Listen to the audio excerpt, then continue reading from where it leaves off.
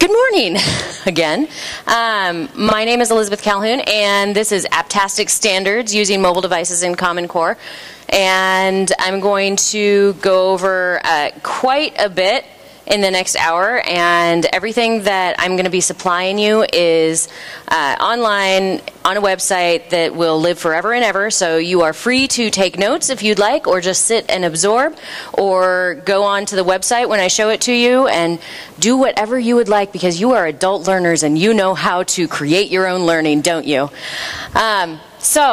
And also, good for you for being here. I mean, 8:30 was a push. How many of you actually went to an 8:30 session this morning? Well done. I am really impressed. Good for you. So, a little bit about myself. That's me. Those are my kids. It's Lily and Zachary. I'm a Google certified teacher, Sony Education Ambassador, blah, blah, blah. Mom to Lily and Zachary. Lily's my dog. Zachary's my cat.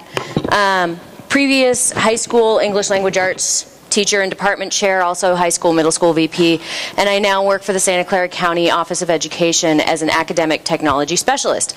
So basically, I get to do all the really fun parts of administration without any of the discipline. It's really cool. So I work with teachers on best practices for integrating technology into education. And that's my contact information. I'm on Twitter at eCalHoon. And that's that. First thing that I want to start out with is a YouTube video. How many of you are familiar with Lawrence Lessig or Larry Lessig? How many of you are familiar with TED videos? Okay. So if you go onto TED, you can watch his entire talk about creativity, and particularly his talk is about creativity in business. But the last piece of it is about how that applies to school and how creativity impacts schools. So what I'm going to do is, in fact, show you this video, and I'm not going to stream it because I love my fellow participants, and I don't want to kill their Wi-Fi. So I'm going to close that real quick. We will open this in QuickTime.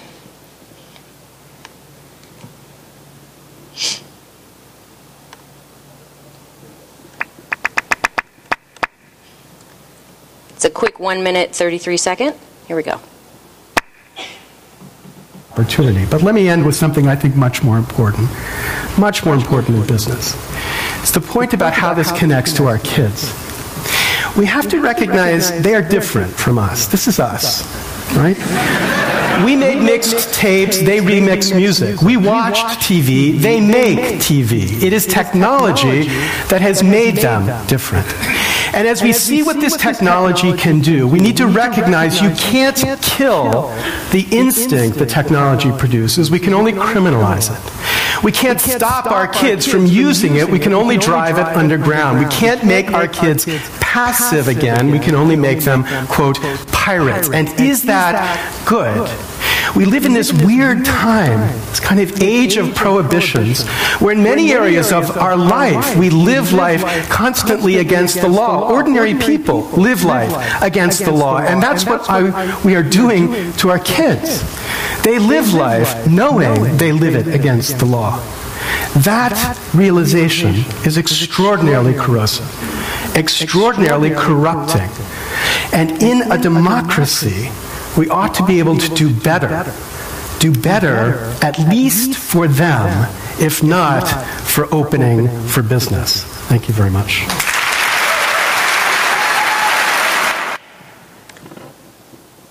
So, in a session that is centered on, supposedly, mobile devices and apps and Common Core, let me ask you guys, why would you show that video at the beginning of this kind of presentation? Yeah. So much rules in schools, phones aren't allowed to be out, iPods aren't allowed to be out. Mm-hmm. Encourage them not to even bring them to school instead of encouraging them to use them in a way that would actually be productive for their Absolutely. So to repeat what she said, when we're in all of these schools where cell phones aren't allowed and mobile devices aren't allowed, and well, okay, so maybe some of your schools are giving iPads or saying, okay, let's go for a BYOD policy. By and large, particularly with cell phones, those are little mini computers, and no, we cannot use those because that's bad, because it's yours. And in this culture, we need to find ways to start to use them more productively. And so what I hope to do today is frame some elements, as well as give you actual practical apps that you can use either for iOS or the Android devices. And those apps are going to be not just Common Core aligned with specific standards, but also content area focused. So to give you an idea of what I'm talking about, I'm going to show you the top 5. And okay, when I say top 5, whenever anybody says top 5 anything, it's my top 5. It's not anybody else's top 5. I went and talked to people and I said, hey, you know a lot about math. What are your best, most useful math apps? What are your best, most useful? And of course, I didn't talk to like Joe on the street. I talked to teachers and I talked to administrators and sort of curated those pieces of information, and you guys get to be the beneficiaries of that. Yay! And I have also, because I've got friends in different places, I have a selection of mobile devices that at the end of the session, if you want to come up and take a look at, you're more than happy to, or you're more than welcome to. You're more than happy. You will be happy about coming and looking at these devices. Okay, so the website and resources are at that site, bit.ly, and it is case sensitive, so the Q has to be capitalized. CUE13, capital A, PPS. I will leave that up there.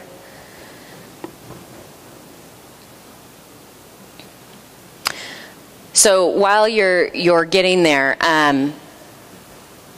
essentially the outline of what we're going to cover today includes, we're going to talk a little bit about standards, and we're going to talk about specifically what are the standards for your grade level or the grade level that you are most interested in right now, because sometimes we're interested in one grade level and then we go to another grade level, and we move and we change and we adjust.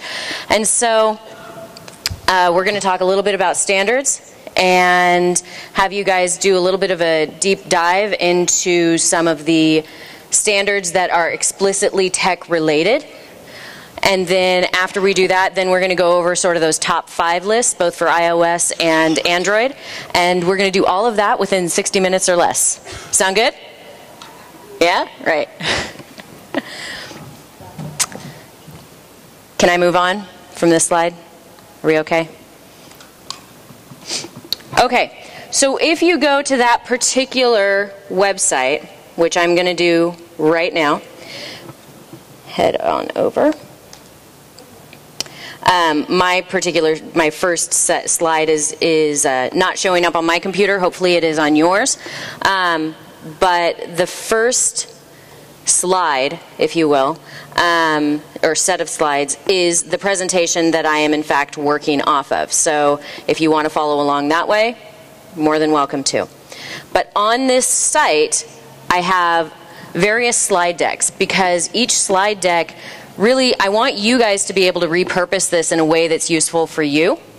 And you may not want my overview presentation, but the top 5 for Android or the top 5 for iOS, that may be a presentation that all by itself you want. Now, if you're struggling with Wi-Fi, fret not. Because at the very bottom of all of these slides, so these are all embedded within the site, so if they're slow or they're not coming up, at the very bottom I've got all of the same presentations in PowerPoint form if you want to save those particular formats. So, yay. So the slide deck that I want to draw your attention to first is this standard slide. Because I know that there have been a lot of Common Core standards presentations, or at least they've been in the title at this conference. Yes? Do we see some? How many of you feel like, and I'm hopeful about this answer, but also concerned. How many of you feel like you have a much deeper understanding of the standards now that you've been to the CUE conference? Good. So we have a few, which is encouraging. But some of the sessions that I have seen has been a lot of application, which is fine. But at some point, we need to get to the place where we say, here are the standards.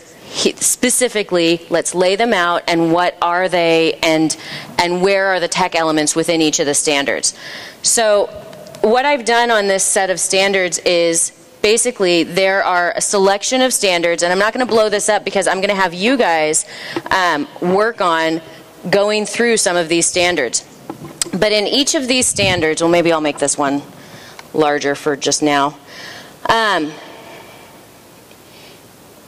In each of these standard slides, we have, let's get there. We have the domain of writing and speaking and listening standards. And in each of the standards that identified some sort of tech element, I pulled those standards out of the overall Common Core standards. So what's listed on these slides is not the entirety of Common Core. Okay, let me make that clear.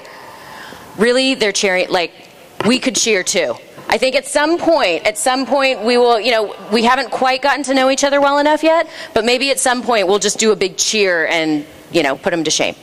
But in each of these standards that I've pulled out, there is some sort of acknowledgement of digital pedagogy, digital tools. For instance, in kindergarten and grade 1, with guidance and support from adults, explore a variety of digital tools to produce and publish writing, including in collaboration with peers. So the elements that are explicit about technology are bolded. So what I want to give you guys a little bit of time to do now is you're going to stand up and you're going to move around, because this is a conference, and the best conversations and the best things happen when you start talking to people that you don't already know. So I'm guessing, how many of you are sitting directly next to somebody that you don't already know? Okay, it doesn't count if there's like 5 seats between you. If you are like proximity, super close to somebody. I'm not asking you to become best friends with anybody, but what I would like you to do is, if we could have, how many of you are elementary K-5? Okay, how many are 6-8? How many high school? Awesome. Okay, so why don't we do this? Why don't we just go elementary, middle, high? Come up and start looking through the slides. You're going to have 1 or 2, at least, people in those groups that can go through, and we're going to spend no more than 5 minutes on this. Go up, and then you can go back to your seats. You don't even have to do anything I say, because I'm just a presenter, and you didn't pay to come here. So you can do this if you want. You don't have to if you don't want to. I just think that if you come to a conference and you're not networking with people that you don't know, that is not very good. Yes, in the back.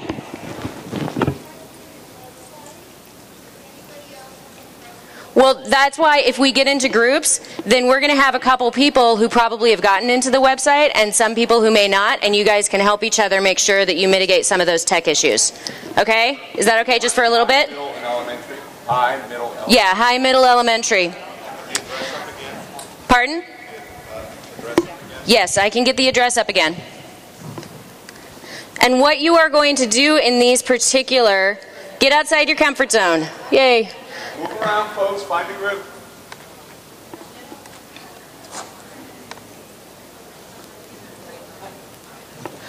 What you are going to do in these groups, or these small groups, however you want to, whatever you want to call these, your new networking buddies. I want you guys to talk about and go through the standards and pull out some salient points. So if you could pull out some, just 1 or 2 standards that resonate with you, all right? Is there at least 1 or 2 people in every group that has the internet access and you guys can go through it together?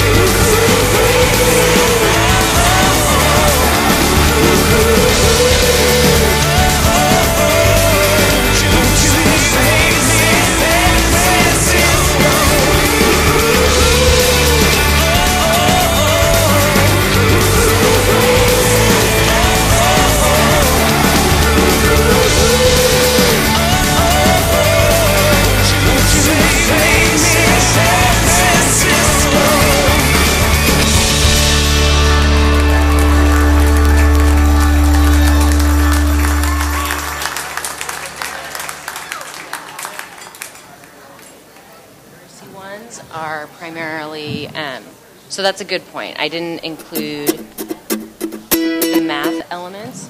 This is, so I will clarify that, but yeah. Just because so many are, because there's so much concern around literacy beyond English and math, and people who don't teach either of those are great now. What about the rest of us? Are we irrelevant now?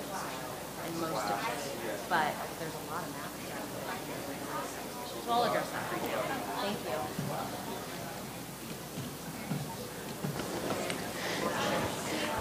Hi again. Ooh, I've had this echo the whole. So there's a really valid point that was brought up, which was that the standards that I had you look at, and I apologize for not making this explicit beforehand, are the ELA standards. They are not the math Common Core standards for two reasons. One, because I think for me to pretend like I am fully and totally comfortable with the math side of Common Core would be not fair to you. So I'm not going to, it's kind of like write what you know, present what you know, and this is that piece. In the same vein, there was also some actual conscious choice on this part, in this part as well, and that is there's a lot of concern from anyone who teaches anything other than English and math that anything else is going to therefore become irrelevant, right? You've probably heard this from colleagues, from especially when you're talking about teachers who are doing CTE, or they're talking about almost any other content area. So what's happening with any other subject? What about world languages? What about, and we've got the literacy and science and technical subjects standards, but focusing on this kind of gives you a perspective larger than your particular content area, regardless of whether you teach ELA or not, because everything is going to kind of become everyone's responsibility with the influx of Common Core. And that's really cool, because you are going to have to collaborate more. You are going to have more of an open conversation with people who are outside of your particular content area if you're teaching high school or middle school.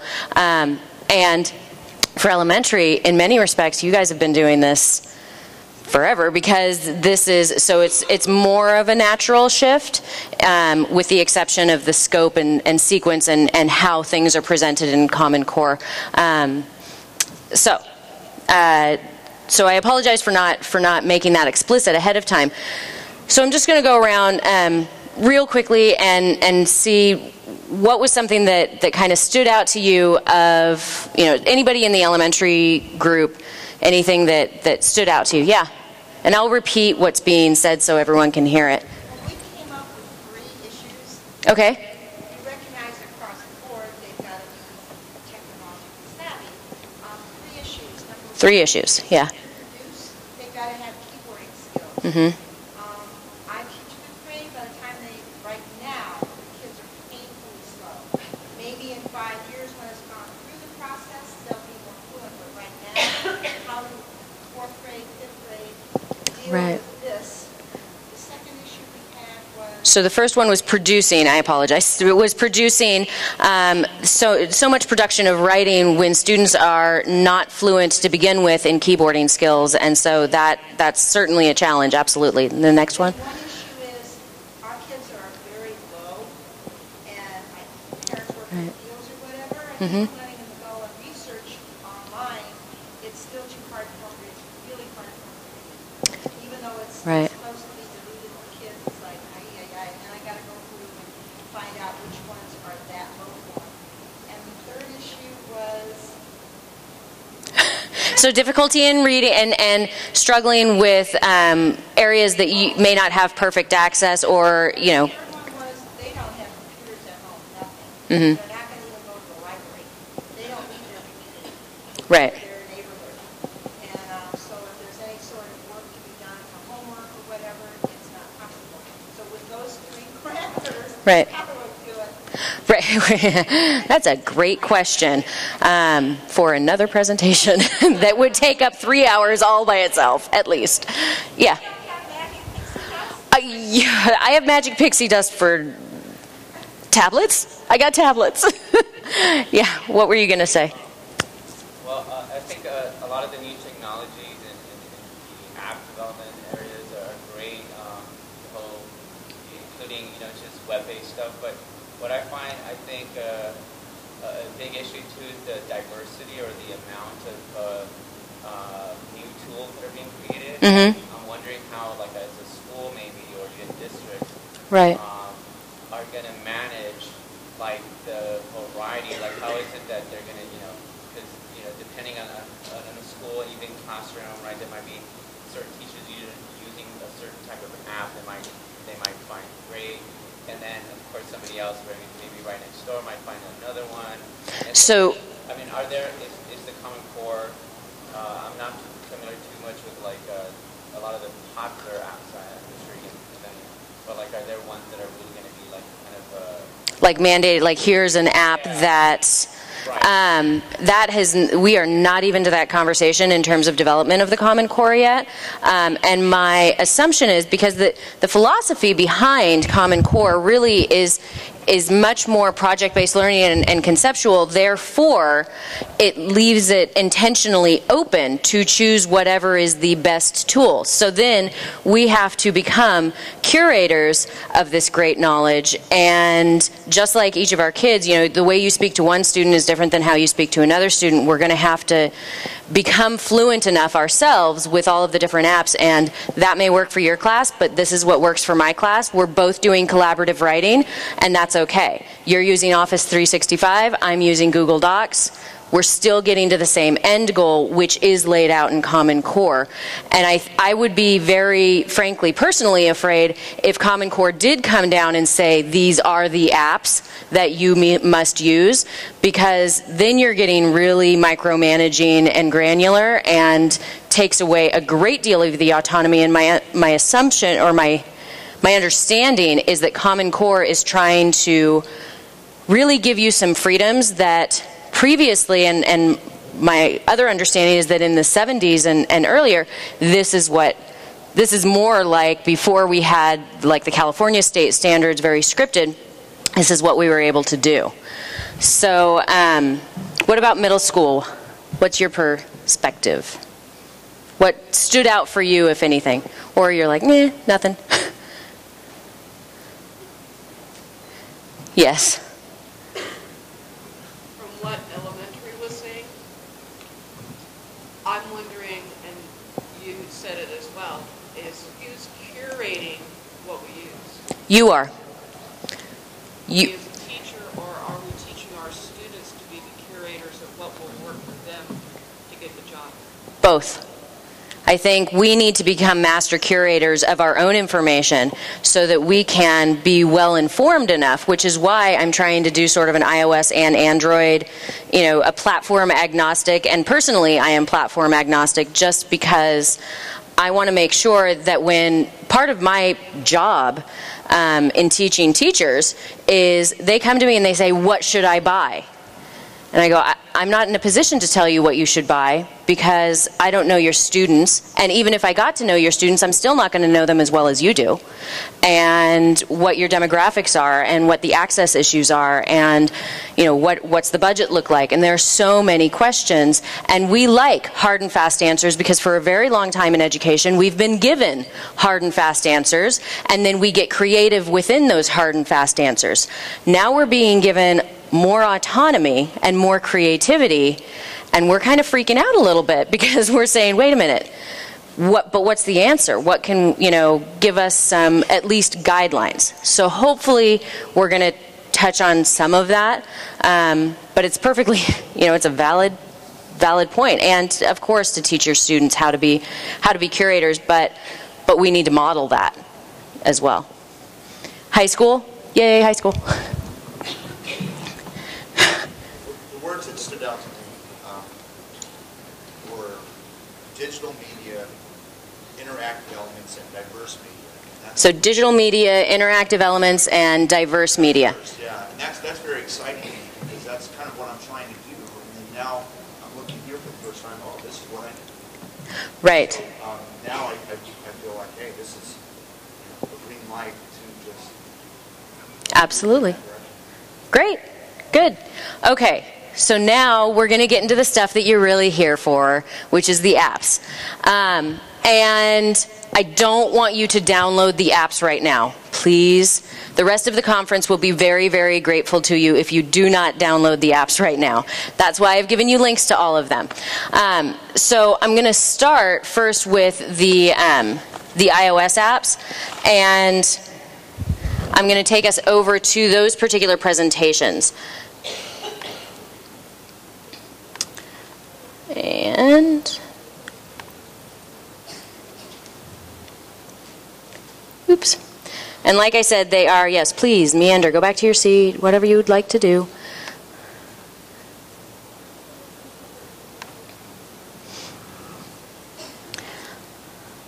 Okay, so I'm going to go very quickly through these. They are meant specifically to just give you a quick and dirty, this is a great app for this particular standard in this particular situation.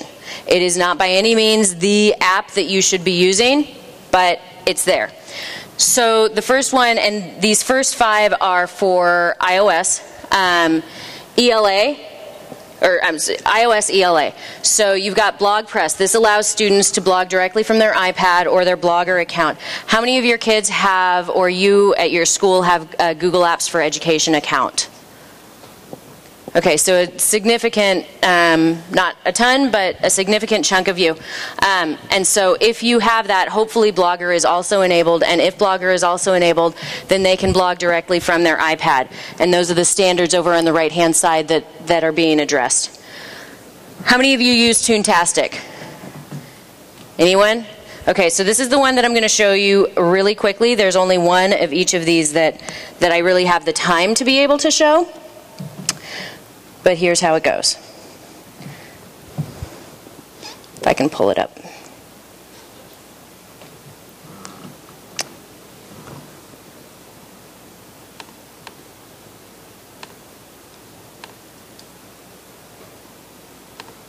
Awkward silence.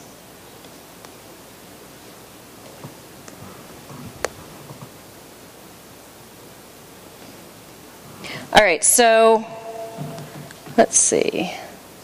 It's not coming up. So I'm just going to tell you that Toontastic, look, it allows story creation. The really nice thing about Toontastic is that it's very, very intuitive, and it gives you a story arc. And so you start talking about plot development, and you start talking about the beginning, you talk about a climax, you talk about resolution, you talk about that whole story, and it's literally drag and drop characters into a particular setting, and they use the terms like characters and settings. You place those items in there, and then the last step is to talk about mood and tone, because you get to choose your background music, and there's a list of about 7 or 8 different moods. Do you want happy music? Do you want sad music? And you can choose the level of happiness or sadness or fear or whatever it is, and that is embedded on top of the story arc concept. And that's all with the free version. If there's a premium version that allows you to also draw your own characters and create your own characters. The next one is Puppet Pals. It's an advanced version of Toontastic. If I were still teaching high school English, if I were still at a middle school, I would be using both Toontastic and Puppet Pals with my students. I absolutely would. It is not just an elementary just because it's cartoonish. My kids would have loved Toontastic and Puppet Pals. They would have gone crazy. And even in the 9th and 10th grade, they still need a reminder about the plot arc. So again, it's make your own stories. But Puppet Pals allows you can bring characters in and out, where with Toontastic, the characters kind of stay in the same screen the whole time. And it's super easy to export, and you can send it to the teacher. Okay, with this next one, Kindle, the thing that makes Kindle the e-reader for me is that when I annotate, it links up online. And so all of my annotations I can view from any machine, and it doesn't matter, I don't have to export them as a separate file. And so I go into my Kindle account, I find them, I find my annotations, or I go into my student's Kindle account and I find their annotations. And I see how they've been having that self-talk with the text, and I'm good to go. The next one is Lino, which is a virtual corkboard. How many of you have seen Wallwisher, which is now Padlet, or Linoit at some point?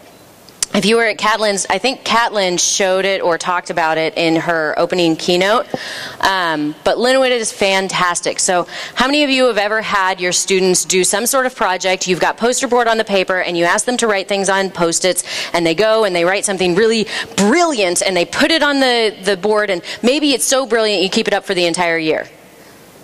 You guys have had this experience, yes?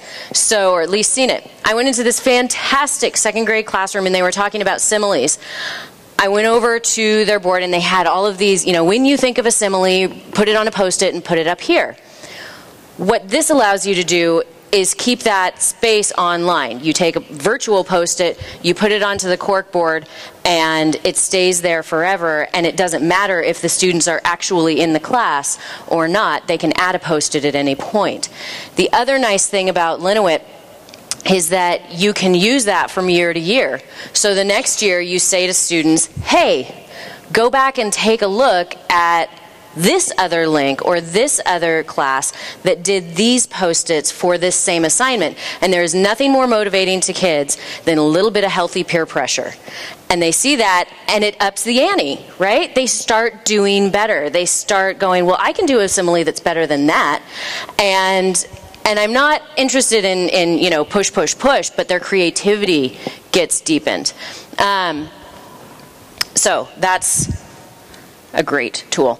In terms of mathematics apps, Sky Numbers allows you to, it's an arithmetic game that assesses both accuracy and speed. If you download it, it is $2.99. It's addictive. So even for adults, or maybe it's just me, I don't know.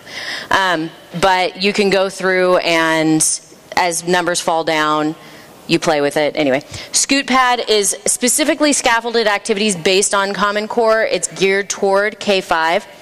The Show Me app, what I suggest you do with Show Me is have students create their own tutorials, particularly in math, and then it uploads to the online space. And you can do the same thing with EduCreations, or you know, there's a lot of different options for this interactive whiteboard tablet experience.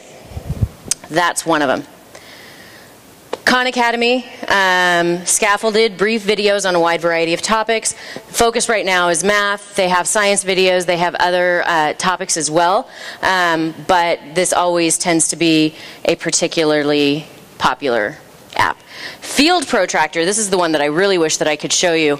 But you essentially take a picture anywhere. So just like using your camera app, you go to any space, you take a picture, and you have this protractor that lays over wherever you want to move it. So you take the protractor, for instance, if I took a picture of this table, and then I could lay the protractor over it and figure out what the angle is, and it tells me what the arm length is, it tells me what all sorts of different elements of that geometric process is, and it's fun. And we talk about enabling students to have real-world experiences.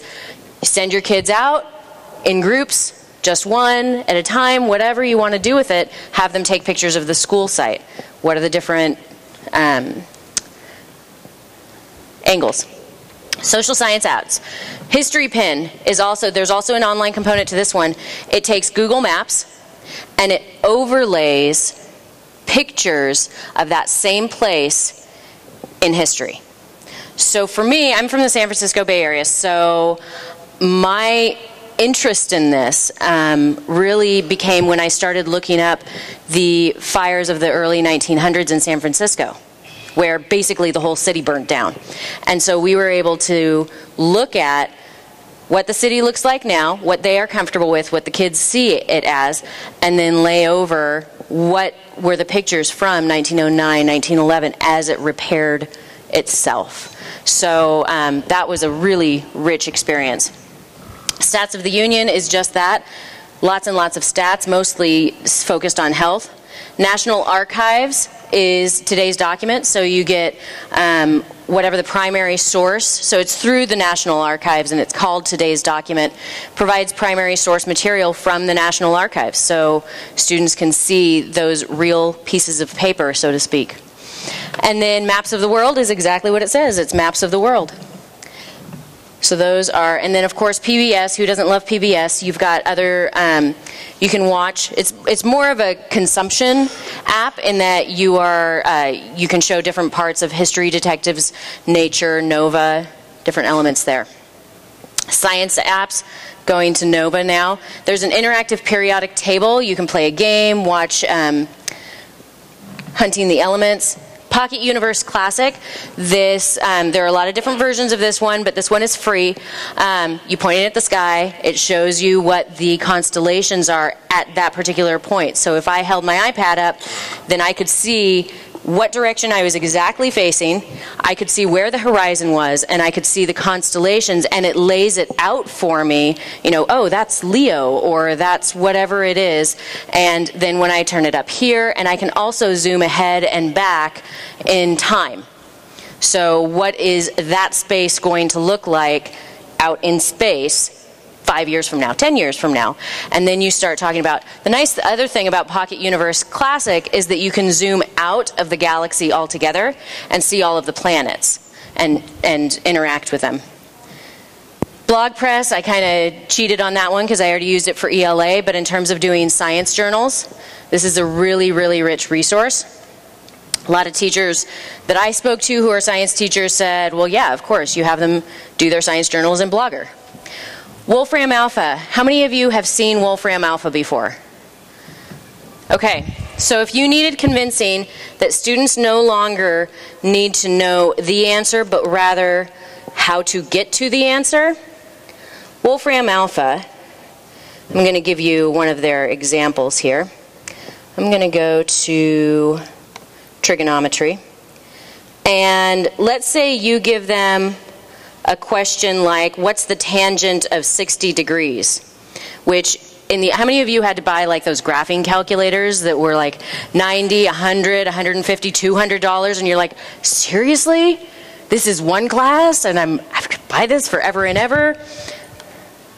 So if you go to Wolfram Alpha now, it provides the exact result, the decimal approximation. See all those numbers? They're calling that an approximation. I think we have some semantics issues going on here. They also show a triangle, they show the width, they show the height, they show the number line. Alternative representations. If any kid gets any question where there's a right or wrong answer, I don't care if you're only assigning the odd numbers and the even ones are the ones with the answers in the back of the book, kids can find the answers easily. And it's not just by Googling them. Wolfram Alpha is their best friend. So now we have to teach them how to think. Imagine that. And then the science glossary is just as it says. It's a glossary of science terms. So the last set that I want to show you of iOS is visual and performing arts, language, PE apps. The first one is Coach's Eye. So what this allows you to do, how many of you are familiar with or actually experienced when you were maybe coaching or in high school? Football teams will play a game on Friday night. And then they come in the next Monday, or sometimes, you know, depending on when the team is, they come in the next week and they run tape. They watch it, the coach pauses it, and they're all sitting in the same place. They pause it, they write on it, they talk about it, they say, how can we improve this? And they move on. Great coaching strategy, and can be very useful when you're talking about providing student presentation feedback, when you're talking about, oh my God, excuse me.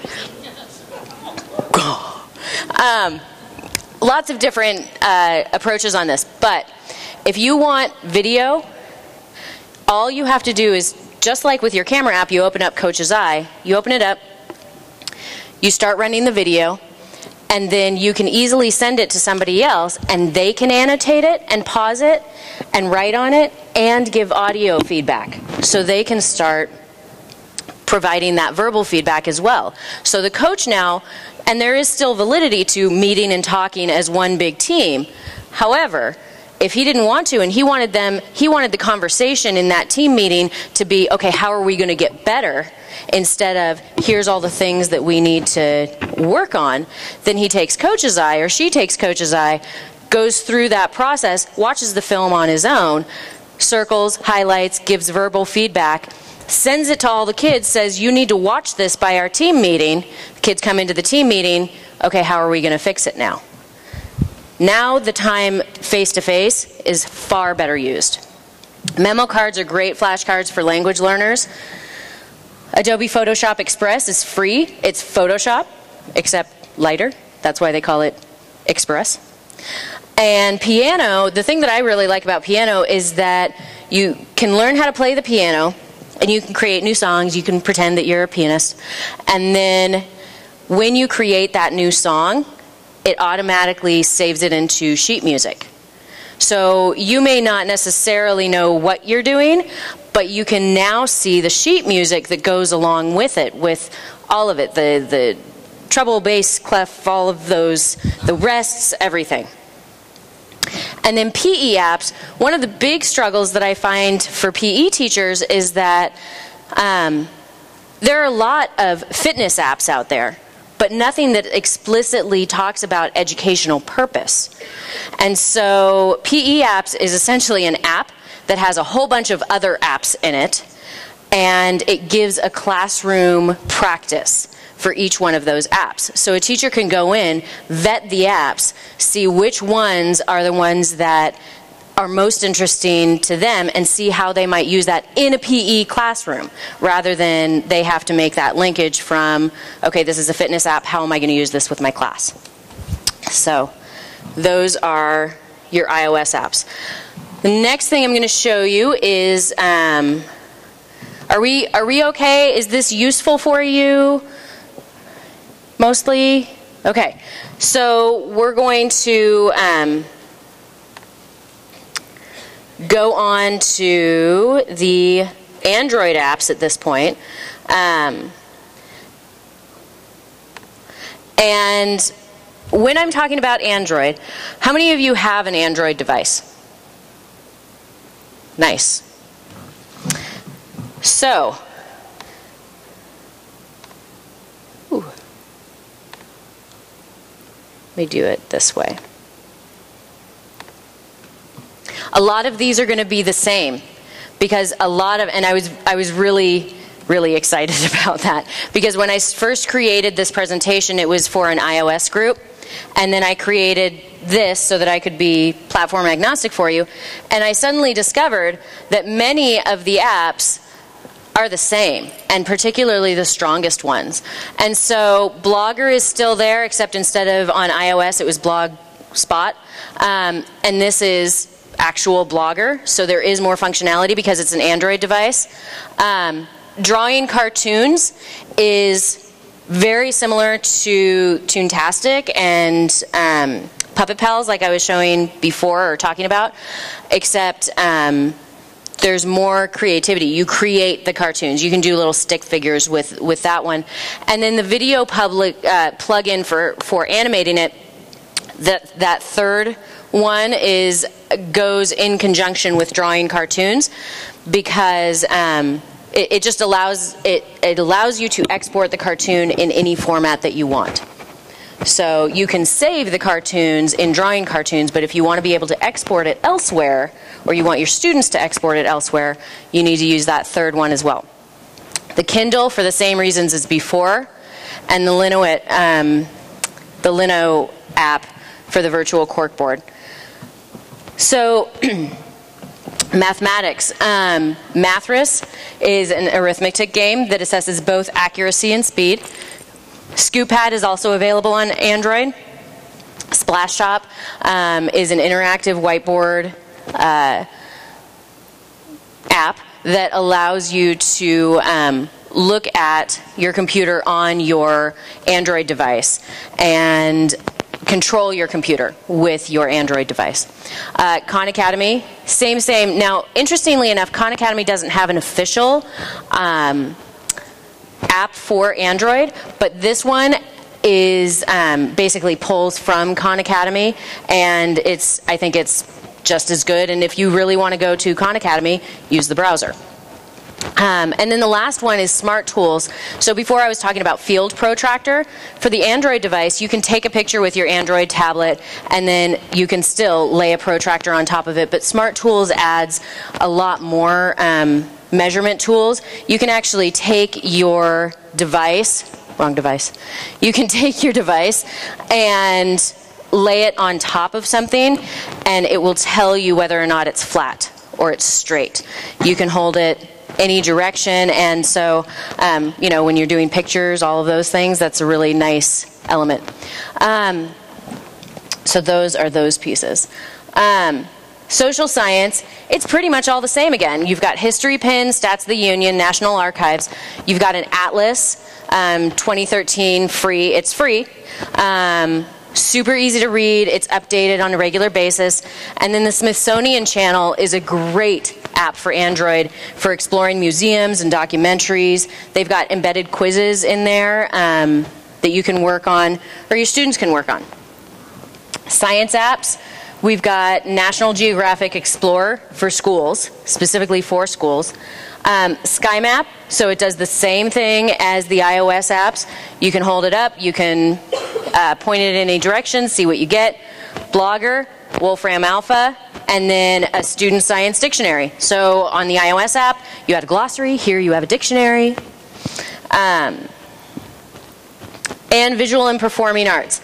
Again, you've got Coach's Eye and Study Droid flashcards, which are great for language learners as well. Adobe Photoshop. Perfect Piano, it does not do the export into the sheet music, but it has pretty much everything else. And the PE Geek, he's only on this on Android, and he's actually, he has a website as well, which he completely techs out and geeks out his classes. So what I want to show you at this point is, okay, Calhoun, that's all interesting and well and good. However, I've gotten this information from you. What do I do when I'm looking for my own apps, my own top 5 list, my own things that are going to work for me in my class? So the first thing that you need to know about, and I'm going to give you, I think, 3 tips on iOS and 3 tips on Android. The first one is guided access. How many of you are aware that on your iOS device, you can lock a child into one particular app, and that's it? Okay, so here's how you do it. And you're just going to have to imagine with me. Can we imagine? Can we use our imaginations? You go into your general settings, and it's not terribly intuitive, but you go down to accessibility. When you go to accessibility, one of your options is guided access. And actually, hopefully this will help, because this particular screenshot, because I've highlighted general, I'm in the general screenshot, you can see accessibility up there, so you know that you have to go to accessibility to get to guided access, and then guided access is the setting itself. The default is off, you turn it to on, and then when you set up the iPad for a student, you open up the app that you want, you triple click the home button. When you triple click the home button, it says, are you sure? Oh, and then, sorry, there's one really important part, and it's setting this passcode, because it's how you make sure that you are the only one who can unlock that particular app. Otherwise, you're stuck in that app forever.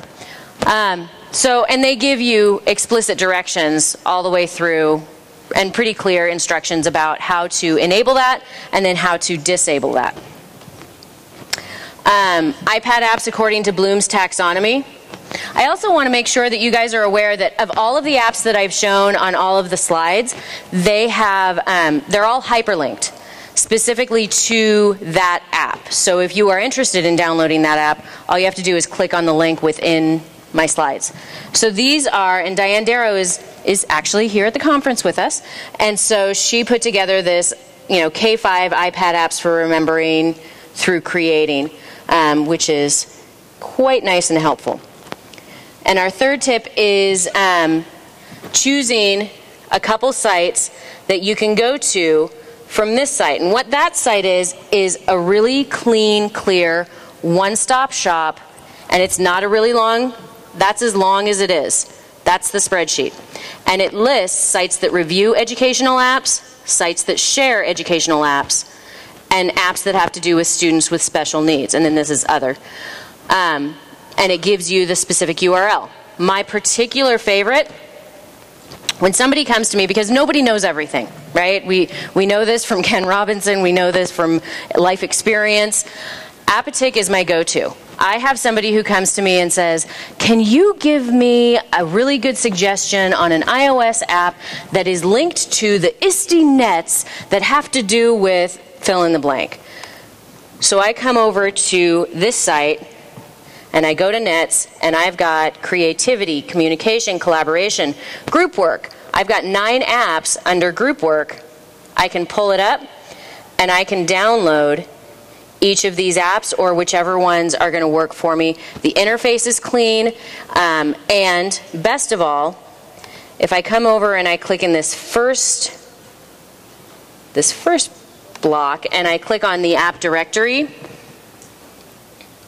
challenge-based learning, flipped classroom, Bloom's taxonomy, SPED and autism, PE, multiple intelligences, or if I just want to look by subject area, language arts, math, social science, and these are just drop downs. They're just minimized right now. Is there another resource like that for the Android app?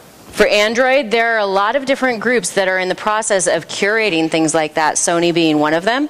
And it's in process. I think Android has taken off so quickly, so I don't want to say violently, but I really don't want to cough. It was so startling before. And so I would expect within the next 6 to 9 months to keep your eye out for some significant, and I can show you one of those resources in just a second when we get to the Android stuff. So Apptastic is my choice. So Android tip number 1, Pinterest. Pinterest is amazing. And I had a friend who posted on Facebook the other day. He was like, are any guys on Pinterest? I'm like, yes, absolutely. Oh my gosh, it's 11 o'clock. Okay, so I'm going to hurry up. Android apps aligned to Bloom's revised taxonomy is another link. There's also common sense media app recommendations. How many of you have ever had a parent who has said, what would you recommend for my child, and who is not at all in your grade and you have no idea? And well, what kind of thing do you have? Well, we have a Kindle.